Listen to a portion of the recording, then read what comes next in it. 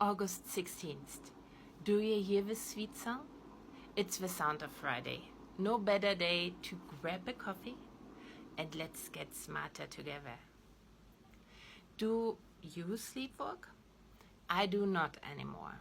There were a few instances when I was a tween and did boring stuff like tidying up things. Yes, I'm boring. But some people get up to quite spectacular stuff, which might include driving a car even. And isn't this curious? People who sleepwalk look like they are awake. And the same is true for their brain. During sleepwalking, the motor cortex, which controls movement, the visual cortex, which processes visual information, and the parts of the brain that coordinate behavior like balance and speech can all become active and direct energies. So you can get up and you can walk around and you can open the refrigerator and eat that chocolate ice cream. And the results are the most complex activity, like walking on two legs. That alone is quite a feat, as it requires the precise coordination of muscles throughout our body, as well as the integration of visual information, information about the position of several joints, balance, and body chemistry. What makes it even more astounding to realize that one region of the brain that doesn't wake up is the prefrontal cortex. This brain region is involved in a wide range of higher order cognitive functions. The basic activity of this brain region is considered to be orchestration of thoughts and actions in accordance with internal goals. This brain region has been implicated in executive functions such as planning, decision-making, working memory, personality expression, moderating social behavior, and controlling certain aspects of speech and language. Executive functions relate to abilities to differentiate among conflicting thoughts, determine good and bad, better and best, same and different, future consequences of current activities, working towards a defined goal, prediction of outcomes, expectation based on actions, and social control, the ability to suppress urges that, if not suppressed, could lead to socially unacceptable outcomes.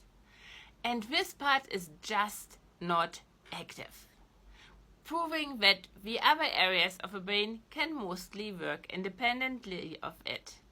Now, when we look once more at the list of things the prefrontal cortex is responsible for, it screams world generation process in general and shaping of the self for the next external facing goal in particular. That everything else can mostly work independent of it proves that it's really just a tool of the self stuff that the cell collective has developed to achieve their twin goals of lowest energy state and equilibrium with the surroundings better. But it's not essential to it. The cell collective could survive without it and move around. As long as it is capable of moving around, it will run into other energy patterns to interact with them, exchange information, and create patterns that are closer to its goals, the goals of all material things in the universe. What the cell collective would not be as well capable of is not as well capable of during sleepwalking is selecting from the available patterns those that promise the most fruitful interaction, because that needs hypothetical thinking, what the prefrontal cortex does. And here again the question is, fruitful for whom? And the answer here is not the self. No, not the self, since the payoff is sought even when the self is not involved, when we are sleepwalking, or when the prefrontal cortex would never exist. So when we focus our activity toward goals that derive from stories our mind made up, like money and power, we look for the wrong thing. Because the answer is that ultimately the interactions must be fruitful for the material things that make up our body. We must take them closer to their goals. Their goals, not us, as the self that our mind creates.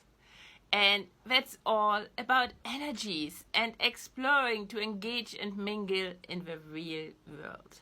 Otherwise, we just spend all our life sleepwalking in reverse, doing things in our mind that are not in any way fruitful. Use the tool that the mind is correctly. Explore, also known as think. Make a habit out of thinking. Let's turn thinking into the norm again. Like, comment, share, and follow, lest you miss a single opportunity to improve yourself and society. Once you do, we'll meet again at the coffee pot.